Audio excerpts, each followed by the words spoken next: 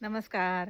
कृष्णस्य फार्ममध्ये फळझाडं, भाजीपाला, काही औषधी झाडं याच्या बरोबरीने काही इतर झाडंसुद्धा आपण लावलेली आहेत. त्याच्यातलंच आपण हे बघू शकतो.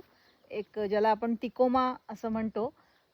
जे ह्याच्या जर्द पिवळ्या रंगाच्या फुलांमुळे खूप छान दिसणारं झाड आहे.